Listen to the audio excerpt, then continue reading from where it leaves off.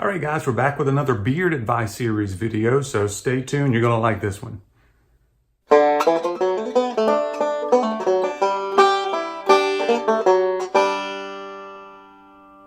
Hey guys, Brian Haywood here. Welcome back to my Beards and Banjos YouTube channel where we discuss tips and tricks for your beards. We do some product reviews, some unboxing, some other fun things, and we do this beard advice series where you guys send in pictures to me, to the email address below, tell me a little bit about the advice you're seeking, and then you get featured in your own beard advice series video like we're doing today. And today we've got Chris.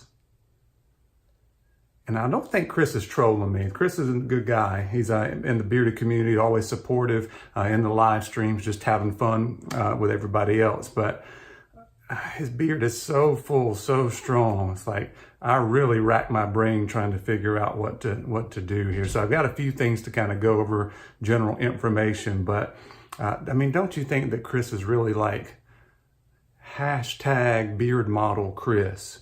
I think we can go with the hashtag beard model for Chris's pictures. Look at this one. He's rocking the barboo, right? He's got the merchandise. Is Abraham paying you for this picture? If not, he should really pay you for this one.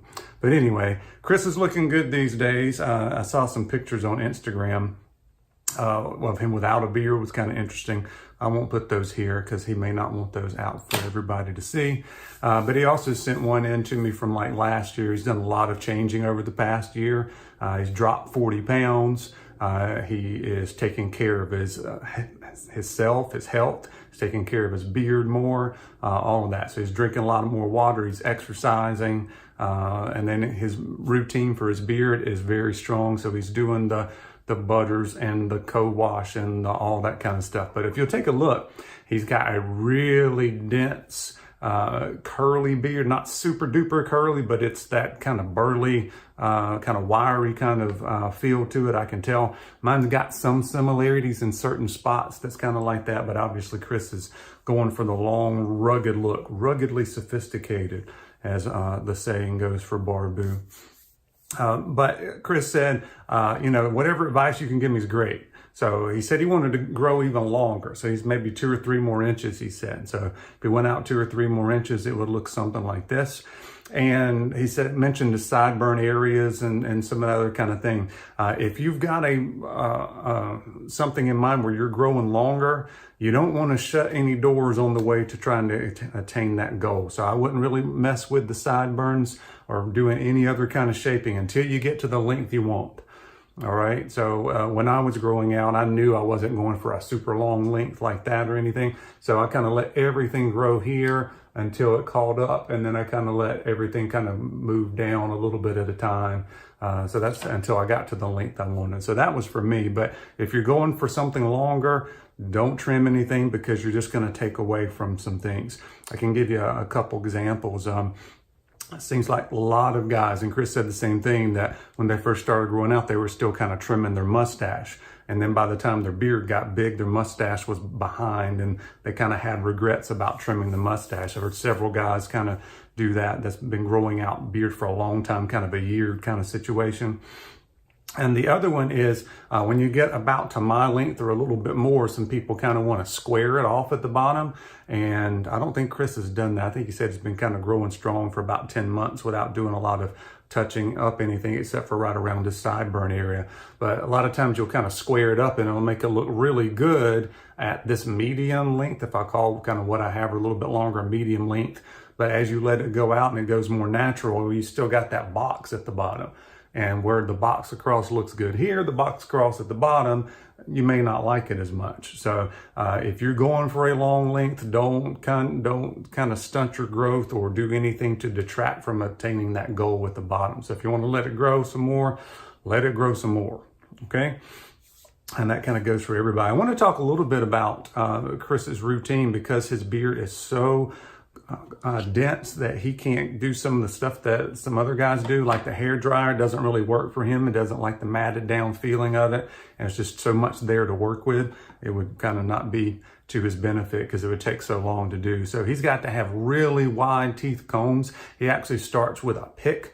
And he sent me a picture of it's kind of a wooden pick. You go through it. I've got something similar to this. You need something really wide spaced. And I actually use this sometimes.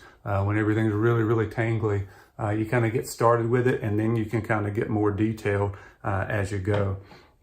Hold on a second, let me go grab something. So I'm more of a brush guy, so I like the big detangler brushes, and they make them bigger than this, but this doesn't snag on my beard. I mean, they're pretty wide spaced. It kind of goes right through. So let me suggest that for Chris to get some kind of big detangler brush to try if you haven't. He usually just uses the pick, and then he said he's got the big bastard comb, which is, you know, something similar, a little bit more narrow teeth on that. And then he kind of hits the top with the boar's hair to kind of get things to lay down a little bit. But if you haven't tried a big detangler brush, try to find the one with the widest spaces you can. They actually make them for when your hair is wet. People, you know, long hair is wet and it goes right through it. So you may be surprised that you can get them through this. And I've seen even bigger, like paddle, kind of like a ping pong paddle. Okay, and I've seen other guys with really, really big curly dense beards be able to use that. So if you haven't tried it, maybe worth a shot to see if you can get a little smoother look sometimes if you're wanting it. But we don't want to mess up that big, burly, ruggedly sophisticated look Chris has got going on there. Let's see, about your sideburns, it all kind of comes down to what you want the shape to be when you get to your maximum length you're looking for. If you want it to be straight down, then you can do some tapering. Obviously, you've got to have some kind of transition going from your bald head there to where your beard starts. But I don't think for you the super tapered kind of layers like this particular picture, I don't think that's the look that you need unless you really cut a lot of your beard off. That just doesn't fit what I see for you.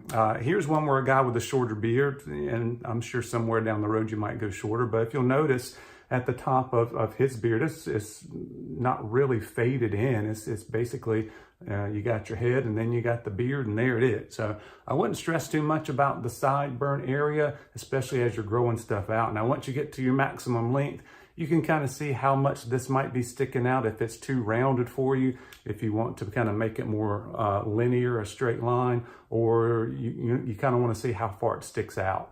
You know, when everything's kind of in the box, you kind of want it to be from here straight down, kind of like I've got. But as you get the bigger look, then it's okay to kind of have it sticking out further. You can kind of go all the way out to your ears or even past that. So it's just something to consider on that. Your mustache, so you said you were a little bit behind with the mustache. He actually started growing out a little bit more when we did our epic mustache challenge. So I can kind of relate to you with some of that stuff. You've got the nice length to it. You're still working on getting it all grown out in the middle. And I'm kind of transitioning. As before, I was kind of combing everything down and getting it to turn. Now that the stuff in the middle is getting longer, the stuff up here is getting longer, I'm actually just kind of combing everything straight to the side a little bit more. So these hairs on top are kind of going out instead of going down. So if you get enough length on that, you can start playing around with that and then just kind of working it out this way. He said he is using some of the Barbu, the trainer with a little tube of mustache wax, which he won on my giveaway over on Instagram a while back from Barbu.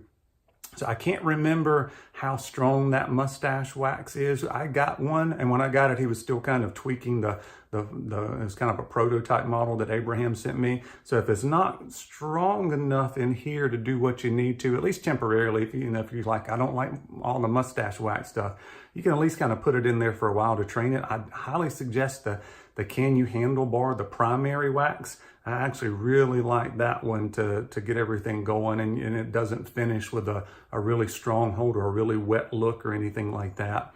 And another thing you can do is to try to get some more separation is if you ever do use balm or anything, is kind of do a little bit more of a concentration of balm right here to kind of get everything to lay down just a little bit more. And that way that mustache will pop just a little bit more on top.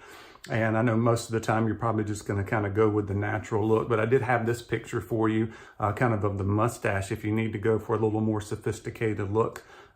This looks pretty good. It doesn't look like it'd be too hard for you to attain something like that. All right, so a little bit of food for thought for some of those areas. I'm trying to think if I've covered everything.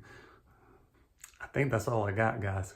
So we talked about his routine, kind of how to attack the the really curly, dense beard, kind of have to start with a pick and kind of work your way down to a little bit finer tooth. Gave him the suggestion of trying the detangler brush.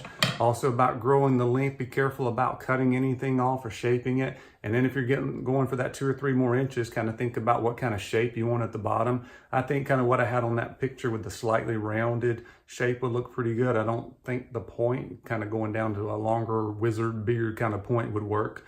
And I'm not sure about the box. You have to kind of think to yourself, do you still want it to be straight across on the bottom? If you kind of let everything out grow, and you'll kind of have the rounded look kind of naturally, and then you can kind of tweak it from there if you want. All right, talked about all of that kind of routine stuff. Talked about I don't think you need to worry so much about the sideburns. Just keep doing what you're doing until everything grows out, and then we can reassess if you want. All right. So thank you for being the hashtag beard model today. Thank you guys for joining me, and we'll see another big beard in my next one, I think. All right, take care.